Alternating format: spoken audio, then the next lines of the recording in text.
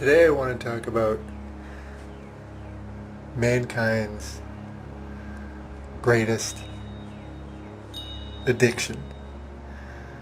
Before I get into that, let's at least first acknowledge the truth that in this three-dimensional reality, in these shells, in our minds, human beings, we rarely admit that we're a highly addictive species, which makes sense because we're an expression of consciousness in this buffet of experiences and phenomenon. So many, I mean, they're just endless. So in this realm of paradox and contradictions and mystery and abundance of experience, as we explore what we are and learn and grow and struggle, which is the natural process as well, much like the butterfly trying to emerge from its cocoon, there's a struggle at the end. As we go through all of this, which the struggle has a great deal to do, if not everything to do, with the mind, it makes sense that in this buffet we would become addicted to so many things, so many distractions. And so first let's acknowledge that we are addictive beings, everybody. Some people, when they hear that, they just think of certain things, heroin or cigarettes or whatnot. And so a lot of people don't see themselves or see that truth, that we're addicted. But we're all addicted. You're addicted. All of us have many addictions. Some more than others, some more extreme than others. Some come and go. Of course, we know the big ones: alcohol, heroin, etc. Those are like the big obvious ones.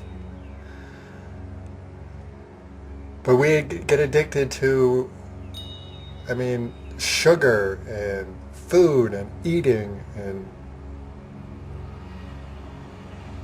even music and television and you name it. We can become addicted to it. There are a lot of people that are addicted. They don't think they're addicted to anything because they don't smoke or they don't do drugs or whatever. Yet they eat a lot of sugar. Or maybe they don't eat a lot of sugar, but they spend all day listening to music. Music is fantastic, don't get me wrong. It's an incredible part of the expression. There's some people we've seen that listen to endless music, morning, noon, and night. And they actually, it's an escape, so they don't actually socialize or go out. Everything's about music, and the details of the music, and who made this, and what, and when, and so we can see when it's like that can be an addiction. There's so many examples. We get addicted to relationships, sex, so many things. So it's good to acknowledge that we're highly addictive to begin with. But what I really want to talk about is the most difficult and most powerful addiction that we all have on some level or another. Some people are more addicted to it than others. Some people become less addicted in time. But we've all at some point been highly addicted to it, and still are addicted to the mind. We're addicted to our thoughts. And so that's what I want to really talk about, because as my natural journey has unfolded and slowly the mind, which is still there, slowly thinning away in a natural way, which is normal for people that are on the spiritual path and on a path of self-discovery. It can take many forms, but the mind can only be avoided so long as a subject. And I've noticed, especially in spiritual circles, there are many that just They're very open to spiritual concepts, but the minute the mind gets brought up, it's complete denial. I know a lot of spiritual people that could go on, name a topic. They can discuss it or listen or be open to it, especially anything spirituality or any of the big why are we here questions or what is all of this. But as soon as the mind gets brought up, they become silent. They have nothing to say. Or they'll just say, oh yeah, I've heard of that, that's cool. Or, oh yeah, that's neat. Or that guru who talks about that is yeah, I like him. That's it. And the reason I say that is that's a pointer to you, because it's a kind of denial. So if you're on the spiritual path, if you're on the path of discovering what you are, what all this is, if when the subject of the mind comes up, and our addiction to the mind, and discussions about how we are not really our thoughts of the mind, and how that is where struggle and suffering happens. If that holds no interest in the sense that you just don't want to think about it or discuss it, that's a big pointer of a big avoidance. And so then I do see that when people do that, well, maybe we all do it to an extent, but when we see people really resisting on that level, of course then we see they flip-flop and they'll go in cycles of extreme suffering. It's because they've gone right up into the mind. So they don't want to hear that. And so then they go off to find answers on their own, but they're doing it in their mind. And they start forming thoughts and concepts and fiercely holding on to them and defending them. Or dedicated to exploring every thought. We see that a lot with people in spirituality, which is good. It's good to explore if it's coming from a detached place. Then absolutely, explore any thought that comes. But it's this figuring out when we get into the figuring out my life and figuring what I am. I got to figure this out next. I got to figure that. Well, that's all more of the games of the mind. So the mind is not the enemy. It's the mind is a tool. We don't want to see it as an enemy. You don't want to make the mind the enemy, because it can be fierce. And it's not true anyways. It's just part of this expression. It's a tool that starts to think it's the entity. It starts to think that it's consciousness, or that it's, well, it doesn't think that it's consciousness, but it starts to think that it's the being. And it avoids the truth, and it fights, and it suffers. And so any suffering is of the mind. It's always of the mind. When we are in that place of stillness, where we let all thoughts go and we're just being, that's source, that's us, we've located ourselves. And so I see a lot of people in spirituality who avoid meditative practices.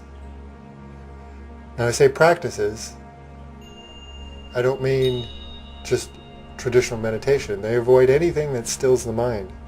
They avoid, because the mind says there's a lot of things it'll say, but it can be boredom. The mind doesn't like to be bored. But when you're in stillness, there's no boredom. There's no boredom. When you're truly in that state. When you've shifted your perception, because we're always in that state. We're always in that state. We always are. It's not like we're trying to find something. It's always there. As we're trying to remember and be in that state, but we're trying to remember. And a battle goes on with the mind who's trying to hold on. The mind that causes all the problems that don't exist, causes them and then promises to solve them, which it can't. But when we're in that stillness, there is no struggle, there is no pain, there is no wants. There is no boredom. So I recommend a lot in my videos to return to stillness. And I still see a lot of resistance to that.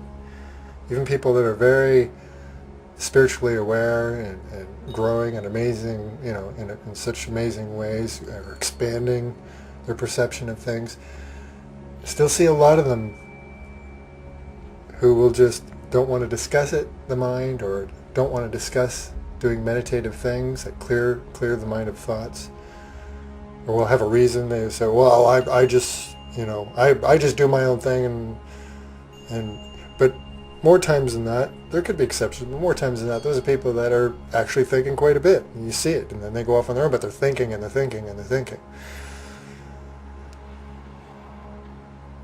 And we can see how thoughts are so addictive. We all have thoughts. You ever have thoughts that are circular, especially circular thoughts that are causing you pain? Yet we can't stop. The most obvious and easy is romance. You get fixated on a romance or on a person, and we start having circular thoughts. Of course, what happens is in relationships is we start to trigger. We've attracted that to help us to ascend. So then we start triggering each other, and then the minds start battling. And then we go off on our own and try to figure it out, but we're trying to figure it out in the mind. So the mind's already creating concepts, and this is the problem, this is what they're doing, this is what I'm doing. And again, it's all the mind, and so this is what happens. And when we're off doing that, when we're having trouble in a relationship, or a relationship is over, it's really hard to let go of the attachment, and more so even than the attachment. Even sometimes we can start to let go of the attachment, but then the sneaky thoughts start coming back in.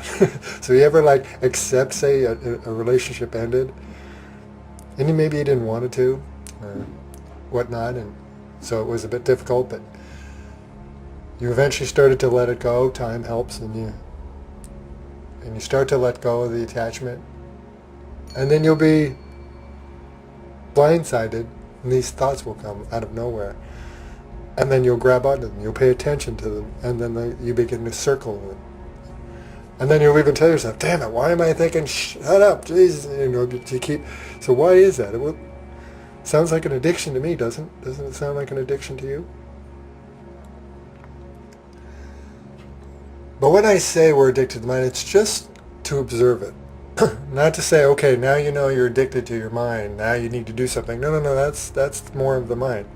You don't need to do anything. In fact, we don't have to do anything. That's the whole point. That's what some of the greatest gurus are talking about. Do nothing, just be. It's in our efforts and our seeking and our wanting, which is still the mind. It's still the same game. So the only thing I'm saying is just know and accept that we're addictive beings. Of course we are. We're in this buffet of experiences. You're going to go to a buffet? Who goes to a buffet and eats nothing? Or just has one item? I mean, eventually they might, but let's just say it's the first time. Pretty much all of us, we're going to try a lot of stuff, or we might binge the first time or the first few times. Eventually, we start to get full. Eventually, if you go to enough buffets, the interest fades, and then you don't want to try everything. In fact, you'd rather just pick a few things and just enjoy what's there, the variety, and just get what you want and enjoy. So it'll change in time. But at first there is kind of a binging process. So we are going to binge and we are going to become addicted. And we have to accept that, understand that, and be kind to others and ourselves, and by knowing that and understanding that that's what's going on. So many things going on, that's one of them. But we don't need to place such huge importance just because, again, that's just another effort of the mind saying, there's a problem, I'm addicted. No, there's no problem. You're supposed to be addicted. We're supposed to be going through all of this. It's here by design, clearly, by our design. So it's okay. So just acknowledge it. That's the first step. So that's really what I wanted to make the video, is just to plant the seed of acknowledging. You don't need to do anything. There's no problem. So what if you're addicted to sugar? So what if you're addicted to, at some point, if it's something that's really causing you unhappiness or unhappiness in your life, then you may want to make a movement to let go of it. But we naturally let go of things that don't serve us when we are centered from a place of stillness. They just naturally start to happen. That's why we see with diets and other things, and even getting over major addictions, it's really hard to get over them. It's because it's a playing of the mind. It's an effort. It's a struggle, it's a fight.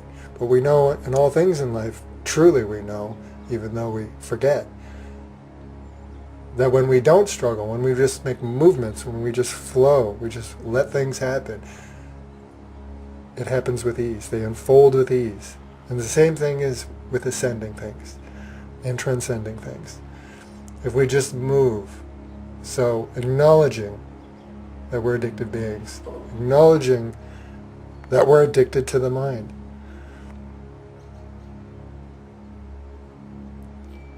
and going into stillness. And hopefully if you can admit that, if you can see the addiction to your own thoughts, then hopefully down the road, well not hopefully, at some point I'm sure, you'll slowly start to go to stillness more and more, and you'll start to see.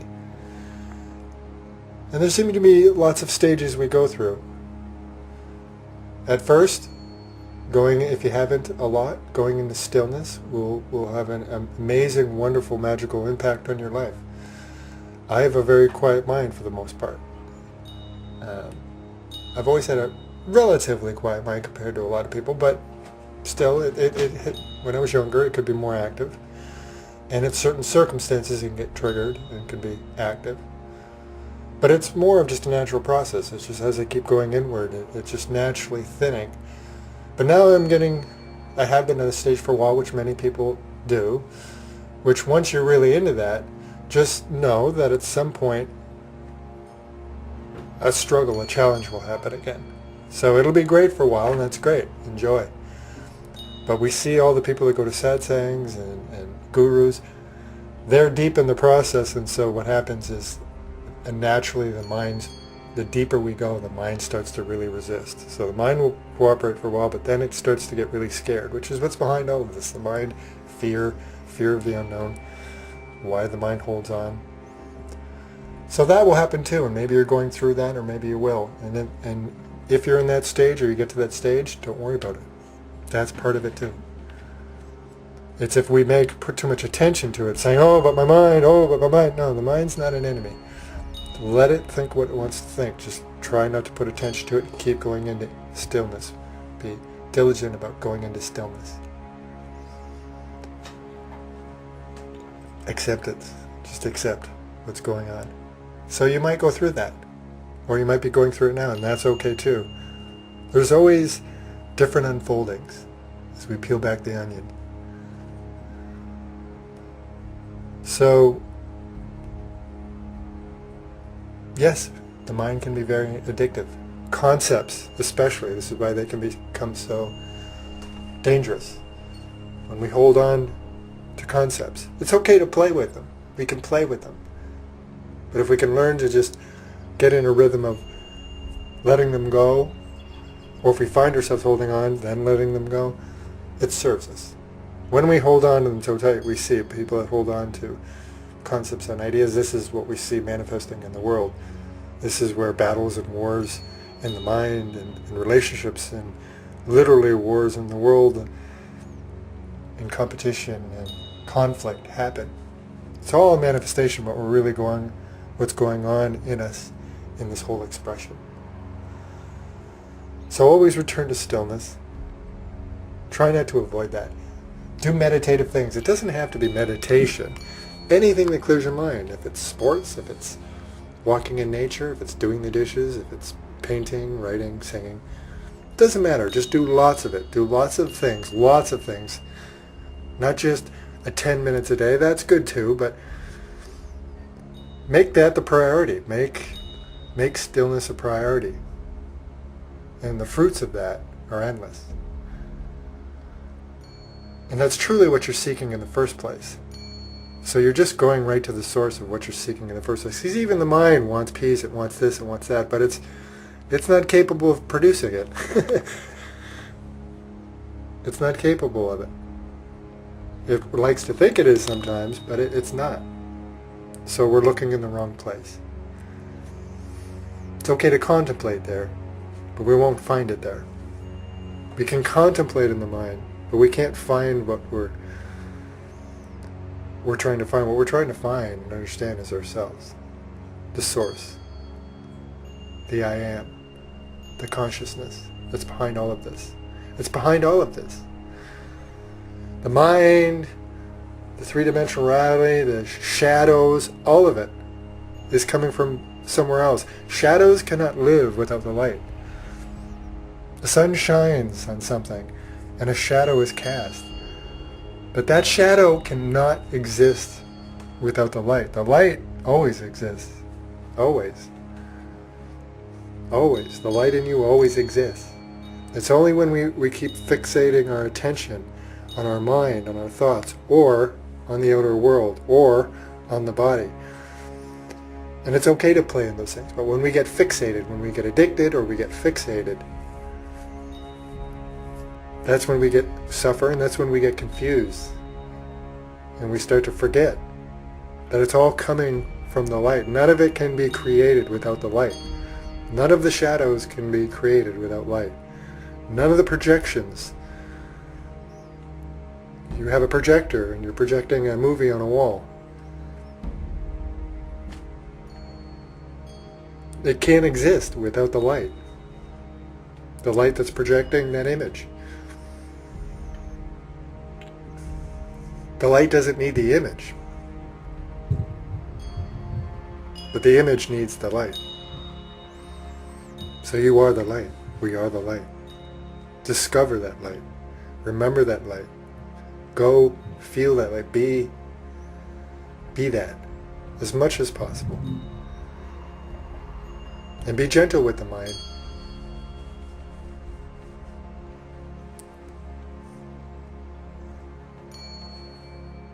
Love and light.